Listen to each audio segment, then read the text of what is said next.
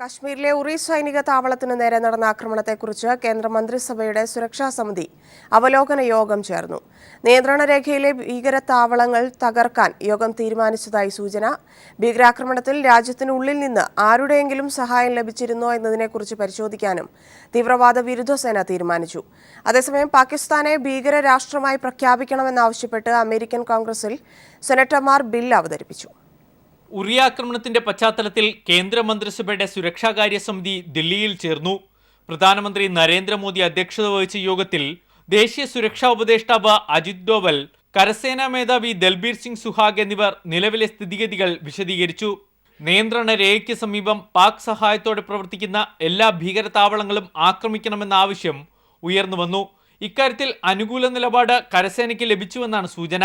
പാക് ഭാഗത്തു നിന്ന് പ്രകോപനമുണ്ടായാൽ ഇന്ത്യയുടെ തിരിച്ചടി ശക്തമായിരിക്കും. ഇന്ത്യ വ്യോമമാർഗം തിരിച്ചടിക്കുമെന്ന് ഭയന്ന് പാകിസ്ഥാൻ പാക് അധിനിവേശ കാശ്മീരിലേക്കുള്ള വിമാന സർവീസുകൾ നിർത്തിവെച്ചു. വാഷിംഗ്ടണിലുള്ള പാക് പ്രധാനമന്ത്രി നവാബ് ഷെരീഫ് പാക് സൈന്യ തലവനുമായി ചർച്ച നടത്തി. അതേസമയം ഉറി ആക്രമണ സ്ഥലത്ത് പരിശോധന ആരംഭിച്ച തീവ്രവാദ വിരുദ്ധ സേന NIA ആക്രമണത്തിന് രാജ്യത്തിനുള്ളിൽ നിന്നും സഹായം ലഭിച്ചിട്ടുണ്ടോ എന്ന് പരിശോധിക്കുന്നു. പാകിസ്ഥാനെ തീവ്രവാദ രാഷ്ട്രമായി പ്രഖ്യാപിക്കുന്ന ബിൽ അമേരിക്കൻ കോൺഗ്രസിൽ സെനറ്റർമാർ അവതരിപ്പിച്ചു. US ഭരണകൂടത്തിന്റെ പിന്തുണ ലഭിച്ചാൽ 4 മാസത്തിനകം ബിൽ നിയമമാകും. ഭീകരവാദത്തെ പ്രോത്സാഹിപ്പിക്കുന്ന രാജ്യമായി പാകിസ്ഥാനെ പ്രഖ്യാപിച്ചു കഴിഞ്ഞാൽ അമേരിക്ക നൽകി വരുന്ന എല്ലാ സഹായങ്ങളും നിർത്തിവെക്കും. ബില്ല് അവതരിപ്പിച്ച ഭീകരവിരുദ്ധ സബ് കമ്മിറ്റി ചെയർമാൻ ടെഡ് പോ ഉറി ഭീകരാക്രമണത്തെ അപലപിക്കുകയും ചെയ്തു. News bureau, Delhi. പ്രത്യേക കേന്ദ്ര റെയിൽ ബജറ്റ് ഇനി മുതൽ ഇല്ല. പൊതുബജറ്റിനൊപ്പം റെയിൽവേ ബജറ്റും ഉൾപ്പെടുത്താൻ കേന്ദ്രമന്ത്രിസഭ അനുമതി നൽകി. കേന്ദ്ര ബജറ്റ് അവതരിപ്പിക്കുന്ന തീയതിയും മാറ്റി ഫെബ്രുവരി അവസാന വാരം അവതരിപ്പിച്ചുവരുന്ന കേന്ദ്ര ബജറ്റ് ഇനി മുതൽ ജനുവരിയിൽ അവതരിപ്പിക്കും. സാമ്പത്തിക നയങ്ങൾ വേഗത്തിൽ നടപ്പിലാക്കാൻ കേന്ദ്ര ബഡ്ജറ്റ് വർഷത്തിന്റെ തുടക്കത്തിൽ തന്നെ അവതരിപ്പിക്കണം എന്ന നിലപാടിലാണ് കേന്ദ്ര ധനകാര്യ മന്ത്രാലയം. നിലവിൽ ഫെബ്രുവരി അവസാന വാരമാണ് കേന്ദ്ര ബഡ്ജറ്റ് അവതരിപ്പിക്കുന്നത്. ഇത് ജനുവരിയിൽ തന്നെ നടത്താൻ കേന്ദ്ര മന്ത്രിസഭ അനുമതി നൽകി.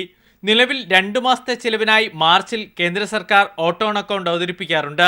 ജനുവരിയിൽ ബഡ്ജറ്റ് അവതരിപ്പിച്ചാൽ ഓട്ടോ ഓൺ അക്കൗണ്ട് ഒഴിവാക്കാമെന്നാണ് ധനകാര്യ മന്ത്രാലയം ചൂണ്ടിക്കാട്ടിയത്. പ്രത്യേക റെയിൽ ബഡ്ജറ്റും ഒഴിവാക്കി. റെയിൽവേക്ക് മാത്രമായി ഇനി ബഡ്ജറ്റ് ഉണ്ടാകില്ല. പകരം പൊതു ബഡ്ജറ്റിൽ അത് ഉൾപ്പെടുത്തും. ഇക്കാര്യത്തിൽ അന്തിമ തീരുമാനം കേന്ദ്രമന്ത്രിസഭ കൈക്കൊണ്ടു. News bureau, Delhi. തിരുവനന്തപുരം സ്വദേശിനിയായ പ്രായപൂർത്തിയാകാത്ത പെൺകുട്ടി പീഡനത്തിനിരയായി. തൊടുപുഴയിൽ വെച്ച് കാമുകനാണ് 15 വയസ്സുകാരിയെ പീഡിപ്പിച്ചത്. സംഭവത്തിൽ കാമുകന്റെ സുഹൃത്തുക്കളടക്കം 4 പേരെ പോലീസ് പിടികൂടി. തിരുവനന്തപുരം ആറ്റുകാൽ സ്വദേശിനിയായ 15 വയസ്സുകാരിയാണ് പീഡനത്തിനിരയായത്. 10ാം ക്ലാസ് വിദ്യാർത്ഥിനിയായ പെൺകുട്ടിയെ കഴിഞ്ഞ 12-ന് കാമുകനായ തിരുവനന്തപുരം സ്വദേശി അഖിൽ വീട്ടിൽ നിന്നും കൂട്ടിക്കൊണ്ടുപോവുകയായിരുന്നു. തുടർന്ന് തൊടുപുഴയിൽ അഖിലിന്റെ സുഹൃത്തിന്റെ വീട്ടിൽ വെച്ചാണ് പീഡനം നടന്നത്. പീഡനത്തിന് കൂട്ടുനിന്ന മറ്റ് 3 സുഹൃത്തുക്കളെയും പോലീസ് പിടികൂടി. ഇനി ഒരാൾ കൂടി പിടിയിലാകാനുണ്ട്. തിരുവനന്തപുരം ഫോർട്ട് പോലീസാണ് കേസ് അന്വേഷിക്കുന്നത്. അതേസമയം പെൺകുട്ടി സ്വമേധയാ കാമുകനൊപ്പം പോയതായിരുന്നുവെന്നും പറയപ്പെടുന്നു. പ്രായപൂർത്തിയാവാത്ത പെൺകുട്ടിയായതിനാൽ എല്ലാ പ്രതികൾക്കെതിരെയും പീഡനക്കുറ്റമാണ് ചുമത്തിയിരിക്കുന്നത്. News bureau, Thiruvananthapuram. കൊല്ലം കടയ്ക്കലിൽ ക്യാൻസർ രോഗിയായ 90-കാരിയെ പീഡിപ്പിച്ചു. കത്തികാട്ടി ഭീഷണിപ്പെടുത്തിയാണ് പീഡിപ്പിച്ചത്. സംഭവത്തിൽ മനുഷ്യാവകാശ കമ്മീഷൻ സ്വമേധയാ കേസെടുത്തു. തിരുവോണ ദിവസം രാത്രിയാണ് മനസാക്ഷിയെ നടക്കുന്ന ക്രൂരത നടന്നത്. രാത്രി വൃദ്ധയുടെ വീട്ടിലെത്തി അയൽവാസിയായ മധ്യവയസ്കൻ കത്തി കാണിച്ച് ഭീഷണിപ്പെടുത്തി. വായിൽ തുണി തിരികെ കയറ്റിയ ശേഷം പീഡിപ്പിക്കുകയായിരുന്നു എന്നാണ് മൊഴി. പീഡന വിവരം വൃദ്ധ ബന്ധുക്കളെ അറിയിച്ചിരുന്നെങ്കിലും അവർ മറച്ചുവെക്കാൻ ശ്രമിച്ചെന്നും പരാതിയുണ്ട്. ഭർത്താവ് മരിച്ച ശേഷം കുറെ വർഷങ്ങളായി ഇവർ ഒറ്റയ്ക്ക് താമസിച്ചു പോവുകയായിരുന്നു. ഈ വീടിന് തൊട്ടടുത്ത പ്രതിക്ക് വസ്തുവുണ്ട്. വൃദ്ധയും പ്രതിയും തമ്മിൽ നേരത്തെ വഴിത്തർക്കവും നിലനിന്നിരുന്നു. കടയ്ക്കൽ പോലീസ് സ്ഥലത്തെത്തി വൃദ്ധയുടെ മൊഴിയെടുത്തു. പ്രതിയെ പോലീസ് കസ്റ്റഡിയിലെടുത്തതായാണ് സൂചന. ന്യൂസ് ബ്യൂറോ, കൊല്ലം. സൗമ്യ കൊലക്കേസ് പ്രതി ഗോവിന്ദചാമി ഒരു കാരണവശാലും ജയിലിന് പുറത്തിറങ്ങില്ലെന്ന് CPIM സംസ്ഥാന സെക്രട്ടറി കോടിയേരി ബാലകൃഷ്ണൻ. ഇതിനായി സർക്കാർ ശക്തമായ നടപടിയെടുക്കുമെന്നും അദ്ദേഹം കൂട്ടിച്ചേർത്തു. ഷൊർണൂരിൽ സൗമ്യയുടെ അമ്മ സുമതിയെ സന്ദർശിച്ച ശേഷം മാധ്യമങ്ങളുമായി സംസാരിക്കുകയായിരുന്നു അദ്ദേഹം. 302 തന്നെ ശിക്ഷ വിധിക്കത്തക്ക വിധത്തിലുള്ള ഒരു നിലപാട് വേണമെന്നതുകൊണ്ടാണ് ഗവൺമെൻറ് ഈ പ്രശ്നത്തിൽ ഇടപെടാൻ തീരുമാനിച്ചിട്ടുള്ളത്. അതിൻ്റെ ഭാഗമായിട്ടുള്ള തുടർ നടപടികൾ സുപ്രീം കോടതിയിൽ സ്വീകരിക്കാൻ തീരുമാനിച്ചിട്ടുണ്ട്.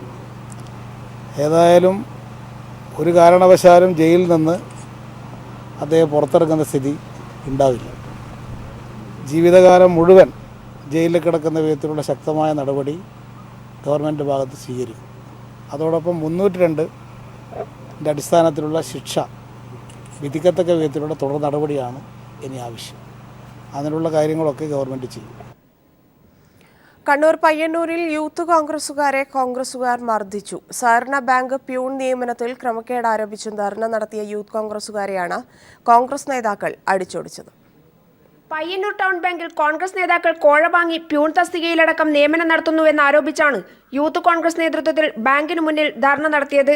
സമരം ആരംഭിച്ച് അല്പസമയം കഴിഞ്ഞപ്പോൾ കോൺഗ്രസ് നേതാക്കളും ബാങ്ക് ജീവനക്കാരും സമരപ്പന്തലിലെത്തി യൂത്ത് കോൺഗ്രസ് നേതാക്കളെ ആക്രമിക്കുകയായിരുന്നു. യൂത്ത് കോൺഗ്രസ് മണ്ഡലം പ്രസിഡന്റ് രതീഷിന് കോൺഗ്രസ് നേതാക്കളുടെ മർദ്ദനത്തെ തുടർന്ന് തലപൊട്ടി ചോരയൊലിക്കുന്ന അവസ്ഥയുണ്ടായി. ദളിത് പെൺകുട്ടിയും യൂത്ത് കോൺഗ്രസ് നേതാവുമായ മഞ്ജുള കൊയിലേരിക്കും മർദ്ദനമേറ്റു. ഇവരെ പയ്യന്നൂർ ആശുപത്രിയിൽ പ്രവേശിപ്പിച്ചിരിക്കുകയാണ്.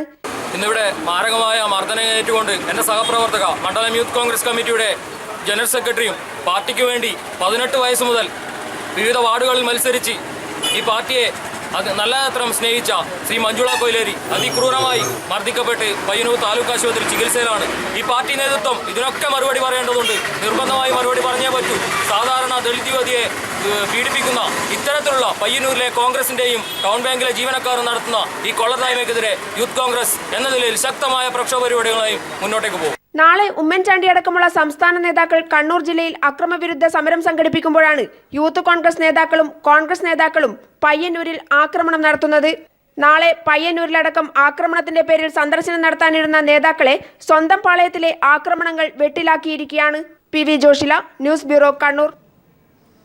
വിജിലൻസ് കേസുകളിൽ പ്രതികളാകുന്നവരെ അറസ്റ്റ് ചെയ്യാനും കസ്റ്റഡിയിൽ വാങ്ങി ചോദ്യം ചെയ്യാനുമുള്ള അധികാരം നൽകണമെന്നാവശ്യപ്പെട്ട് വിജിലൻസ് ഡയറക്ടറുടെ കത്ത്.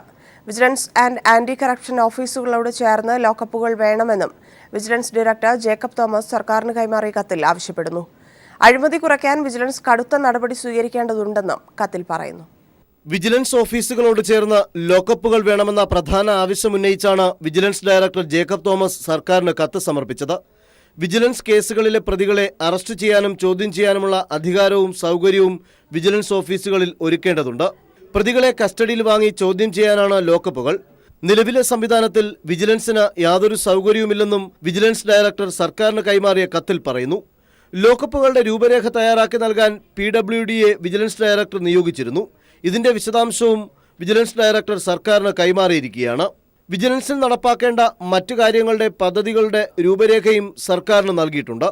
അഴിമതി കുറയ്ക്കാൻ കടുത്ത നടപടി സ്വീകരിക്കേണ്ടതുണ്ട്. സാധാരണഗതിയിൽ വിജിലൻസ് കേസന്വേഷണത്തിൽ പ്രതികളാകുന്നവർ തുടർ നടപടികളിൽ നിന്ന് രക്ഷപ്പെടുന്നുണ്ട്. അതുപോലെ കേസിലെ തുടർ നടപടികളിൽ പലതിലും കാലതാമസവും വരുന്നു. ഇതിന് കാലോചിതമായ മാറ്റം വരുത്തേണ്ടതുണ്ട്. ഇക്കാര്യത്തിലെ വിജിലൻസിന്റെ നിർദ്ദേശങ്ങളും ജേക്കബ് തോമസ് സർക്കാരിന് നൽകിയ കത്തിൽ മുന്നോട്ട് വയ്ക്കുകയാണ്. വിജിലൻസ് കേസിലെ പരിശോധനാ വസ്തുതകൾ സൂക്ഷിക്കാനുള്ള സംവിധാനവും വിജിലൻസ് ഓഫീസുകളിൽ ഒരുക്കേണ്ടതുണ്ടെന്നും വിജിലൻസ് ഡയറക്ടർ ആഭ്യന്തര വകുപ്പ് സെക്രട്ടറിക്ക് നൽകിയ കത്തിൽ ആവശ്യപ്പെടുന്നു. Sunil Arumanoor, news bureau, Thiruvananthapuram. കോഴിക്കോട് കുറ്റിയാടി കടന്തറപ്പുഴയിലെ മലവെള്ളപ്പാച്ചിലിൽ അപകടത്തിൽപ്പെട്ട വിഷ്ണുവിന്റെ മൃതദേഹവും കണ്ടെത്തി. ഇതോടെ കടന്തറപ്പുഴയിൽ ദുരിതത്തിൽ മരിച്ചവരുടെ എണ്ണം 6 4 ദിവസത്തെ തിരച്ചിലിനൊടുവിലാണ് വിഷ്ണുവിന്റെ മൃതദേഹം കണ്ടെത്താനായത്. കടന്തറപ്പുഴയിലെ മലവെള്ളപ്പാച്ചിലിൽ അകപ്പെട്ടുപോയ 5 പേരുടെ മൃതദേഹങ്ങൾ കണ്ടെത്തിയപ്പോഴും വിഷ്ണുവിനെ കണ്ടെത്താനാകാത്തത് നാട്ടുകാർക്ക് നിരാശയേക്കാളേറെ പ്രതീക്ഷയായിരുന്നു. ഏതെങ്കിലും പാറയിടുക്കിൽ ജീവന്റെ തുടിപ്പോടെ വിഷ്ണുവിനെ കണ്ടെത്താനാകുമെന്ന പ്രതീക്ഷ. അപകടപ്പെട്ടവരിൽ ഏറ്റവും ചെറുപ്രായക്കാരനുമാണ് 19കാരനായ വിഷ്ണു. തലനാരിഴ ഭാഗ്യത്തിനാണ് അപകടത്തിൽ നിന്ന് വിഷ്ണുവിന്റെ ചേട്ടൻ ജിഷ്ണു ജീവിതത്തിലേക്ക് തിരിച്ചു വന്നത്. ഇതേ ഭാഗ്യം പക്ഷേ വിഷ്ണുവിനെ തുണച്ചില്ല. അപകട സ്ഥലത്തിന് 200 മീറ്റർ അകലെ പൂഴിത്തോട് പവർ ഹൗസിനടുത്തെ പാറയിടുക്കിൽ നിന്നാണ് വിഷ്ണുവിന്റെ മൃതദേഹം കണ്ടെത്തിയത്. 9 പേരടങ്ങുന്ന സംഘമാണ് ഞായറാഴ്ച വൈകിട്ട് കടന്തറപ്പുഴയിലുണ്ടായ മലവെള്ളപ്പാച്ചിലിൽ അകപ്പെട്ടു പോയത്. ഇതിൽ 3 പേർക്ക് മാത്രമേ രക്ഷപ്പെടാനായുള്ളൂ. കോതാട് കൊടിക്കുന്നുമേൽ രാജന്റെ മകനാണ് മരിച്ച വിഷ്ണു. വിഷ്ണുവിന്റെ മൃതദേഹം കുറ്റ്യാടി താലൂക്ക് ആശുപത്രിയിൽ പോസ്റ്റ്മോർട്ടത്തിന് ശേഷം ബന്ധുക്കൾക്ക് വിട്ടുനൽകും. News bureau, Kozhikode. വാർത്തകളിലേക്ക്. ഹരിയാനയിൽ മുസ്ലിങ്ങൾക്കെതിരെ ആക്രമണം നടന്ന സ്ഥലങ്ങൾ ഇടത് എംപിമാർ സന്ദർശിക്കുന്നു. പി കരുണാകരൻ എംപിയുടെ നേതൃത്വത്തിലുള്ള എംപിമാരുടെ സംഘമാണ് സന്ദർശിക്കുന്നത്. മനു ശങ്കർ ചേരുന്നു. മനു, സന്ദർശനം തുടരുകയാണ്. വാർത്തയുടെ കൂടുതൽ വിശദാംശങ്ങൾ. ധന്യ ഓഗസ്റ്റ് 25-നായിരുന്നു ബീഫ് കഴിച്ചു എന്ന് ആരോപിച്ചുകൊണ്ട് 14 അതോടൊപ്പം 19 വയസ്സുള്ള 2 പെൺകുട്ടികളെ ഈ ഗോരക്ഷാ പ്രവർത്തകർ വീടിനകത്ത് കയറി ആക്രമിച്ചത്. തുടർന്ന് ഇവർ ബീഫ് കഴിച്ചതിനുള്ള ശിക്ഷയാണെന്ന് ആരോപിച്ചുകൊണ്ട് ഇവരുടെ ബന്ധുക്കളെയും മറ്റും കെട്ടിയിട്ടതിന് ശേഷം ഈ 2 പെൺകുട്ടികളെയും ക്രൂരമായി മാനഭംഗപ്പെടുത്തുകയും ചെയ്തിരുന്നു. ഇതിന് പിന്നാലെ ഈ പെൺകുട്ടികൾ സഹായത്തിനായി അഭ്യർത്ഥിച്ചിരുന്നെങ്കിലും സമീപത്തെ പോലീസുകാരും മറ്റും സഹായിക്കാനും തയ്യാറായിരുന്നില്ല. ഇതിനെ തുടർന്ന് ഈ പ്രതികളെയും മറ്റും പിടികൂടാനും പിന്നീട് പോലീസ് തയ്യാറാവുകയും ചെയ്തിരുന്നില്ല. ഈ പ്രതികൾ നിലവിൽ ഇതിനെ എതിർത്ത 2 ബന്ധുക്കളെ ക്രൂരമായി മർദ്ദിച്ച് കൊലപ്പെടുത്തുകയും ചെയ്തിരുന്നു. ഇവരുടെ മാതാപിതാക്കൾ വലിയ രീതിയിൽ മർദ്ദനമേറ്റ് അവശനിലയിൽ ആശുപത്രിയിലുമാണ്. ഈ ഒരു സാഹചര്യത്തിലാണ് ഇപ്പോൾ ഇടത് MP-മാർ സ്ഥലം സന്ദർശിച്ചത്. പി കരുണാകരൻ MP, അതോടൊപ്പം ബംഗാൾ MP ബദറുദ്ദീൻ തോസൽ ഖാൻ, അതോടൊപ്പം കേന്ദ്ര കമ്മിറ്റി അംഗം നീലോപ്പൽ ബസു അടക്കമുള്ള ഇടത് നേതാക്കളാണ് സ്ഥലം സന്ദർശിച്ചത്. വിഷയം അതീവ ഗൗരവമുള്ളതാണെന്നും പാർലമെന്റിൽ ഉന്നയിക്കുമെന്നും പി കരുണാകരൻ MP വ്യക്തമാക്കിയിട്ടുണ്ട്. വലിയ സമ്മർദ്ദങ്ങൾക്കൊടുവിൽ CBI അന്വേഷണത്തിനൊക്കെ സർക്കാർ ഉത്തരവിട്ടിട്ടുണ്ട്. എന്നാൽ മുഖ്യമന്ത്രി മനോഹർലാൽ ഖട്ടർ നിലപാട് വ്യക്തമാക്കിയത് ഈ മാനഭംഗ വിഷയമല്ല ഇപ്പോൾ ചർച്ച ചെയ്യേണ്ടത്, പകരം ഹരിയാന 50-ാം വാർഷികം ആഘോഷിക്കുകയാണ്, ഈ വിഷയമാണ് ചർച്ച ചെയ്യേണ്ടത് എന്നായിരുന്നു മുഖ്യമന്ത്രി മനോഹർലാൽ ഖട്ടർ പ്രതികരിച്ചിരുന്നത്. നിലവിൽ എന്തായാലും ഇക്കാര്യത്തിൽ ഈ തെളിവ് ശേഖരണത്തിനല്ല, പകരം തെളിവ് നശിപ്പിക്കാനാണ് പോലീസ് തയ്യാറായതെന്നും സ്ഥലം സന്ദർശിച്ച MP-മാർ പ്രതികരിക്കുകയുണ്ടായി. ഇപ്പോൾ നിലവിൽ എന്തായാലും ഇക്കാര്യത്തിൽ CBI അന്വേഷണത്തിലേക്ക് കാര്യങ്ങൾ നീങ്ങുകയാണ്. ധന്യ. മനുശങ്കറാണ് വിശദാംശങ്ങൾ നൽകിയത്. GST കൗൺസിലിന്റെ അജണ്ടയ്ക്കെതിരെ ശക്തമായ പ്രതിഷേധവുമായി ധനമന്ത്രി ഡോക്ടർ TM തോമസ് ഐസക്. ഇക്കാര്യത്തിൽ കേന്ദ്ര സർക്കാരിന്റേത് ഏകാധിപത്യ നടപടികളാണെന്നും അദ്ദേഹം തന്റെ ഫേസ്ബുക്ക് പോസ്റ്റിൽ ചൂണ്ടിക്കാട്ടി. സംസ്ഥാനത്തിന്റെ പ്രതിഷേധം നാളെ നടക്കുന്ന GST കൗൺസിലിൽ അറിയിക്കും. കേന്ദ്ര സർക്കാരും BJP ഭരിക്കുന്ന സംസ്ഥാന സർക്കാരുകളും ചേർന്നാൽ കൗൺസിലിൽ ഭൂരിപക്ഷമാകും. ഇതുപയോഗിച്ച് എന്തുമാകാമെന്ന നിലപാടിലാണ് കേന്ദ്രമെന്നും അദ്ദേഹം കുറ്റപ്പെടുത്തി. GST കൗൺസിലിന്റെ അജണ്ടാക്കുറിപ്പോടെ എംപവേർഡ് കമ്മിറ്റി തുടരേണ്ടതിന്റെ പ്രാധാന്യം 10 മടങ്ങ് വർദ്ധിച്ചിരിക്കുകയാണെന്നും തോമസ് ഐസക് വ്യക്തമാക്കി. പാലക്കാട് മാൾട്ടപ്പനി ബാധിച്ച കന്നുകാലികളെ തിരുവിഴാംകുന്നിലെ ഫാമിൽ തന്നെ ദയാവധം നടത്തും. 1 മാസത്തിനകം ദയാവധം പൂർത്തിയാക്കാനും പ്രദേശവാസികളുടെ ആശങ്കകൾ പരിഹരിക്കാനും ജനപ്രതിനിധികളുടെ യോഗം വിളിക്കാനും വെറ്റിനറി സർവകലാശാലയിൽ ചേർന്ന വിദഗ്ധ സമിതി തീരുമാനിച്ചു. തൃശൂർ മണ്ണൂത്തിയിലെ വെറ്റിനറി സർവകലാശാല ആസ്ഥാനത്തെത്തിച്ച് ദയാവധം നടപ്പാക്കാനുള്ള തീരുമാനത്തിന് മൃഗസംരക്ഷണ ബോർഡ് വിലക്ക് ഏർപ്പെടുത്തിയതോടെയാണ് ഫാമിൽ തന്നെ ദയാവധം നടപ്പിലാക്കാൻ തീരുമാനമെടുത്തത്. മാൾട്ടപ്പനി ബാധിച്ച 84 കന്നുകാലികളെ മണ്ണൂത്തിയിലെ വെറ്റിനറി സർവകലാശാലയിൽ എത്തിച്ച് ദയാവധം നടപ്പാക്കാനുള്ള തീരുമാനത്തിന് കേന്ദ്ര മൃഗസംരക്ഷണ ബോർഡ് വിലക്ക് ഏർപ്പെടുത്തിയിരുന്നു. തുടർ നടപടികൾ ചർച്ച ചെയ്യാൻ വെറ്റിനറി സർവകലാശാലയിൽ ചേർന്ന ഉന്നതതല യോഗം കന്നുകാലികളെ ദയാവധത്തിന് വിധേയരാക്കി തിരുവിഴാംകുന്നിലെ ഫാമിൽ തന്നെ കുഴിച്ചുമൂടാനാണ് തീരുമാനമെടുത്തത്. 1 മാസത്തിനകം നടപടികൾ പൂർത്തിയാക്കും. ഇത്രയധികം കന്നുകാലികളെ ഒരുമിച്ച് കുഴിച്ചുമൂടുന്നതിൽ പ്രദേശവാസികൾക്ക് ഉണ്ടാകുന്ന ആശങ്കകൾ പരിഹരിക്കാൻ ജനപ്രതിനിധികളുടെ യോഗം വിളിക്കും. ഞങ്ങൾ പരിശോധിച്ചപ്പോൾ അവിടെ പ്രാദേശികമായിട്ട് ജനങ്ങൾക്ക് ചില ആശങ്കകളുണ്ട്, അതിൻ്റെ ചില പ്രതിഷേധങ്ങൾ വരുന്നുണ്ട്. അപ്പോൾ അവരെയും കൂടെ വിശ്വാസത്തിലെടുത്ത്, അതായത് ഏതായാലും നമുക്ക് ആ ഉരുക്കളെ അവിടെ നിന്ന് ഒഴിവാക്കണമെന്നുള്ളത് തീർച്ചയായിട്ടും ചെയ്തിരിക്കണം. അല്ലെങ്കിൽ അത് തീർച്ചയായിട്ടും ആ രോഗം മറ്റു മൃഗങ്ങളിലേക്കും അതുപോലെ തന്നെ ബാക്കി ബുദ്ധിമുട്ടുകളുള്ളത് കൊണ്ട് എത്രയും പെട്ടെന്ന് കഴിയുന്നിടത്തോളം വേഗം അതിനെ അവിടെ നിന്ന് ഒഴിവാക്കുക എന്നുള്ളതാണ് നമ്മുടെ നയം.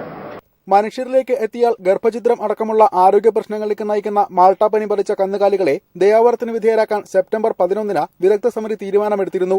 ഏതു വിധത്തിൽ ദയാവധം നടപ്പാക്കണമെന്ന കാര്യം മൃഗസംരക്ഷണ ബോർഡിന് വിട്ടു. സർവകലാശാല ആസ്ഥാനത്ത് എത്തിച്ച് ദയാവധം നടപ്പാക്കി ഉയർന്ന ഊഷ്മാവിൽ അവശിഷ്ടങ്ങൾ സംസ്കരിക്കാൻ സെപ്റ്റംബർ 15-ന് ബോർഡ് നിർദ്ദേശം നൽകിയെങ്കിലും 19-ന് മറ്റൊരു ഉത്തരവിലൂടെ ഇത് വിലക്കുകയായിരുന്നു. തുടർന്നാണ് ഫാമിൽ തന്നെ ദയാവധം നടപ്പാക്കാൻ വിദഗ്ധ സമിതി യോഗത്തിൽ തീരുമാനമായത്. വെറ്റിനറി സർവകലാശാല രജിസ്ട്രാർ, തിരുവിഴാംകുന്ന് കേന്ദ്രത്തിന്റെ തലവൻ ഷിബു സൈമൺ, മൈക്രോബയോളജി, മൃഗസംരക്ഷണ വകുപ്പ് വിദഗ്ധർ എന്നിവരാണ് യോഗത്തിൽ പങ്കെടുത്തത്. News bureau, Thrissur. കാവേരി നദീജല പ്രശ്നത്തിൽ കർണാടക പ്രത്യേക നിയമസഭാ സമ്മേളനം ചേരും. അടുത്ത ശനിയാഴ്ചയാണ് സമ്മേളനം ചേരുക. തെന്നിന്ത്യൻ രാഷ്ട്രീയത്തെ കലുഷിതമാക്കി കാവേരി നദീജല തർക്കം തുടരുമ്പോഴും അവകാശപ്പെട്ട ജലം പോലും ഉപയോഗിക്കാനാവാതെ കേരളം. 2007-ലെ കാവേരി നദീജല തർക്ക പരിഹാര ട്രിബ്യൂണൽ വിധി പ്രകാരം 30 TMC ജലം കേരളത്തിന് അവകാശപ്പെട്ടതാണെങ്കിലും 9 TMC ജലം മാത്രമാണ് കേരളം ഉപയോഗിക്കുന്നത്. കാവേരിയുടെ പ്രധാന സ്രോതസ്സായ വയനാട്ടിലെ കബനിയുടെ കരകൾ പോലും വലിയ വരൾച്ചയെ നേരിടുകയും കർഷകർ കൃഷി ഉപേക്ഷിക്കുകയും ചെയ്യുകയാണ് ഇപ്പോൾ നടക്കുന്നത്. 2007 ട്രൈബ്യൂണൽ വിധി പ്രകാരം കാവേരിയിൽ നിന്ന് 390 TMC ജലം കർണാടകയ്ക്കും 470 TMC തമിഴ്നാടിനും 30 TMC ജലം കേരളത്തിനും ഉപയോഗപ്പെടുത്താം. തമിഴ്നാടും കർണാടകയും ഇത് പരമാവധി പ്രയോജനപ്പെടുത്തുമ്പോൾ 30 TMC ജലം ഉപയോഗപ്പെടുത്തുവാൻ ആവശ്യമായ പദ്ധതികൾ കേരളത്തിനില്ല. വിഭാവനം ചെയ്ത 12 പദ്ധതികളിൽ കാരാപ്പുഴയും ബാണാസുരയും ജലസേചനത്തിന് കാര്യമായി ഉപകാരപ്പെടാതെയും അവസാനിച്ചു. 30 TMC ജലത്തിൽ 21 TMC ജലവും കബനിയുടെ തീരപ്രദേശങ്ങളിലാണ് കേരളം ഉപയോഗിക്കേണ്ടത്. എന്നാൽ ഇന്ന് വയനാട്ടിൽ ഏറ്റവും കൂടുതൽ വരൾച്ച നേരിടുന്ന പ്രദേശങ്ങളാണ് ഇവിടം. കൃഷി ഇറക്കാൻ പോലും കർഷകർക്കാവുന്നില്ല. കേരളം കാവേരിക്ക് സംഭാവന ചെയ്യുന്ന 147 TMC ജലത്തിൽ 96 TMCയും കബനി വഴിയാണ് കാവേരിയിൽ പതിക്കുന്നത്. കഴിഞ്ഞ വർഷം ഞങ്ങൾ ഈ പ്രദേശത്തുകാരും കൃഷി ചെയ്തിട്ടില്ല. പക്ഷേ ഇക്കൊല്ലം കാലാവസ്ഥയ്ക്ക് ഒരു ചെറിയ മാറ്റം കിട്ടുമെന്ന് ഞങ്ങൾക്കൊരു പ്രതീക്ഷ ഉണ്ടായിരുന്നു. പക്ഷേ അതും അസ്ഥാനത്തായി. ഇപ്പോൾ തന്നെ ഇതേ രീതിയിലാണ് നെല്ല് ഉണങ്ങി നിൽക്കുന്നത്. ഇതിൻ്റെ അകത്ത് ഇനി ഒന്നും കിട്ടില്ല, മുഴുവൻ ഉണങ്ങി പോവുകയുള്ളൂ. വയനാട് അതിർത്തിയിൽ ബീച്ചിനഹള്ളി മുതൽ കർണാടക വൈദ്യുതിക്കും കൃഷിക്കും വിനോദസഞ്ചാരത്തിനുമൊക്കെയായി ഈ ജലം ഉപയോഗിക്കുന്നു. കേരളത്തിന് അവകാശപ്പെട്ട ജലം കാര്യക്ഷമമായി ഉപയോഗപ്പെടുത്താനായില്ലെങ്കിൽ കർഷകർ കൂട്ടത്തോടെ പലായനം ചെയ്യുന്ന പ്രദേശങ്ങളായി ഇവിടെ മാറും. News bureau, Wayanad. കോഴിക്കോട് നോട്ടുകൾ വിതറി കാറിൽ നിന്ന് 4 ലക്ഷം കവർന്നു. മോഷ്ടാക്കളുടെ നിന്ന് സംശയിക്കുന്ന CCTV ദൃശ്യം കേന്ദ്രീകരിച്ച് അന്വേഷണം പുരോഗമിക്കുന്നു. നിർത്തിയിട്ട കാറിന് സമീപത്ത് 10 നോട്ടുകൾ വിതറിയാണ് കാറിനകത്തുണ്ടായിരുന്ന 4 ലക്ഷം രൂപ കവർന്നത്. പരമ്പത്ത് പാലായെങ്കിൽ റിയാസിന്റെ പണമാണ് നഷ്ടമായത്. കാറിൽ ഡ്രൈവർ ഇരിക്കുന്ന സീറ്റിന്റെ സൈഡിലായി റോഡിൽ 7 10 രൂപ നോട്ടുകൾ വിതറുകയും തുടർന്ന് പൈസ മോഷ്ടാക്കൾ ചൂണ്ടിക്കാണിക്കുകയും ചെയ്തു. വണ്ടിയിൽ നിന്നിറങ്ങി ഇയാൾ പൈസയെടുത്ത് തൊട്ടടുത്തുണ്ടായിരുന്ന RP മാളിലെ ജീവനക്കാരന് നൽകുന്നതിനിടെയായിരുന്നു കാറിലുണ്ടായിരുന്ന ബാഗ് മോഷ്ടാക്കൾ തട്ടിയെടുത്തത്.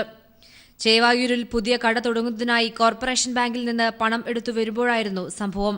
മർക്കസ് കോംപ്ലക്സിലെ ബേക്കറിയിൽ സ്ഥാപിച്ച CCTV ദൃശ്യങ്ങളുടെ അടിസ്ഥാനത്തിൽ നടക്കാവ് സിയുടെ നേതൃത്വത്തിൽ അന്വേഷണം നടന്നുവരികയാണ്. News bureau, Kozhikode. മണ്ണൂത്തി വടക്കുംചേരി ദേശീയപാതയിൽ കുതിരാൻ തുരങ്ക നിർമ്മാണത്തിനിടെ നാശനഷ്ടങ്ങൾ സംഭവിച്ച സമീപവാസികൾക്ക് നഷ്ടപരിഹാരം നൽകാൻ നിർദ്ദേശം. തൃശൂർ ജില്ലാ കളക്ടറുടെ നേതൃത്വത്തിൽ നടന്ന ചർച്ചയിലാണ് നാശനഷ്ടങ്ങൾ വിലയിരുത്തി കരാർ കമ്പനിയിൽ നിന്ന് പണം ഈടാക്കാൻ തീരുമാനമായത്.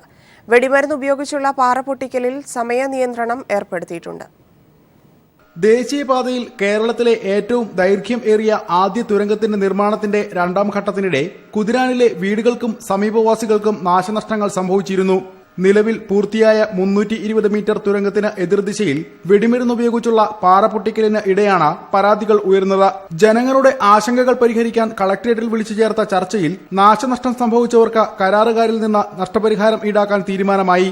ജില്ലാ കളക്ടറുടെ അക്കൌണ്ടിൽ കരാർ കമ്പനിയുടെ കരുതൽ നിക്ഷേപം സ്വീകരിച്ച ശേഷം പ്രത്യേക സമിതി രൂപീകരിച്ച നഷ്ടം വിലയിരുത്തിയാണ് പണം കൈമാറുക.